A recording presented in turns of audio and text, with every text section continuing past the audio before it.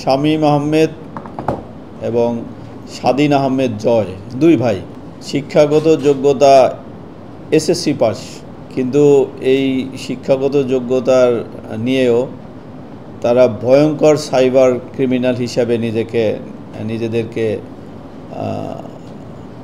প্রস্তুত করেছে, তৈরি করেছে এবং সেটা করতে গিয়ে অসংখ্য ইউজারের Facebook ID, Instagram ID hack করে তারা অঢেল অর্থবিত্ত ইনকাম করেছেন।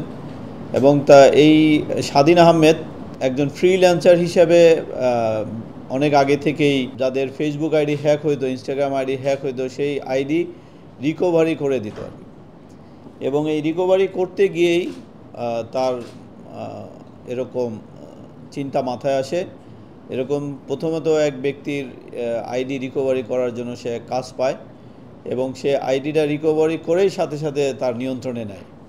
নিয়ন্ত্রণে নিয়েই তার মডাস অপারেন্ডি হচ্ছে সে তার ফ্রেন্ড লিস্টে থাকা সকল ক্লোজ ফ্রেন্ডদের, এবং তার মেইন টার্গেট হচ্ছে দেশের বাইরে অবস্থানকারী নাগরিকরা, বিশেষ করে অস্ট্রেলিয়া, কানাডা, আমেরিকা এবং ইউরোপে যারা বসবাস করে তাদের বাংলাদেশি বসবাসরত এইসব দেশের সম্মানিত নাগরিকরা, এবং তাদেরকে সে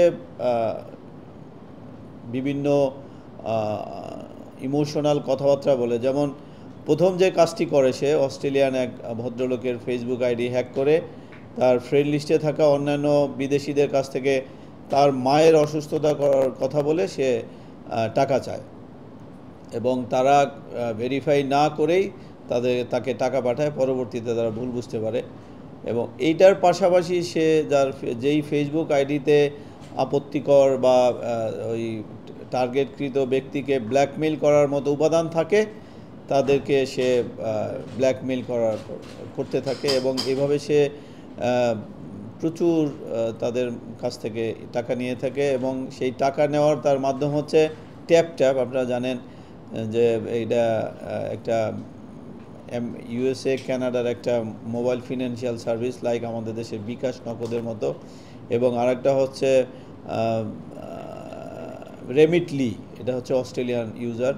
এবং এই দুইটা মাধ্যমে, মোবাইল ফিনান্সিয়াল সার্ভিসের মাধ্যমে সে তার ভুয়া এনআইডি দিয়ে প্রস্তুতকৃত বিকাশ বা অন্যান্য মোবাইল ফিনান্সিয়াল সার্ভিসের টাকা সে নিয়ে আসতো। এবং আপনারা জানেন এর মাধ্যমে খুব দ্রুততম সময়ে টাকা নিয়ে আসা যায়, এবং এটা আনার পরপরেই সে তার আরেক ভাই, ছোট ভাই, 500 ভিকটিম, আপনারা সহজে অনুমান করতে পারেন এখানে টাকার অঙ্ক কী পরিমাণ হবে।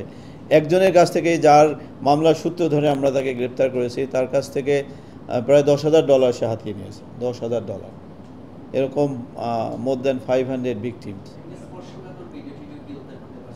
সেটা আমাদের টিম কাজ করতেছে, আমাদের সাইবার ক্রাইম ডিভিশন এই 500 আইডি প্রত্যেকটাই ইন্ডিভিজুয়াল আইডি অ্যানালাইসিস করে তাদের কাছ থেকে ওই আইডিতে কী কী ছিল সেটা আমরা আইডেন্টিফাই করার চেষ্টা করতেছি। মাননীয় অতিরিক্ত কমিশনার, অনেক সময় দেখা যায় যে ফেক কল কিংবা স্প্যাম কল দিয়ে মানুষকে বিভিন্ন ধরনের লোভনীয় প্রপোজাল দেওয়া হচ্ছে ইদানিং, এবং তার কাছ থেকে টাকা আত্মসাৎ করছে একটি চক্র।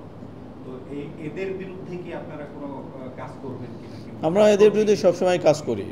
কোনো এরকম কোনো অভিযোগ পাইলে, আপনারা জানেন এরকম কয়েকদিন আগেও আমরা একটা চক্রকে গ্রেপ্তার করেছি, এবং এই সোশ্যাল মিডিয়া ব্যবহার করে এই প্রতারণাটা নতুন না, কিন্তু ইদানিংকালে এটা ব্যাপক আকারে ছড়িয়ে পড়ছে এবং ক্রিমিনালদের সংখ্যা বাড়তেছে। এরকম কোনো কিছু, কেউ যদি এরকম ভিকটিম হন, আমাদের সাইবার ক্রাইম বা আমাদের সাথে যোগাযোগ করলে আমরা অবশ্যই তাকে আইনগত সহায়তা এবং তাদেরকে এই ক্রিমিনালদের আইডেন্টিফাই করে আইনের আওতায় আনার জন্য চেষ্টা করব।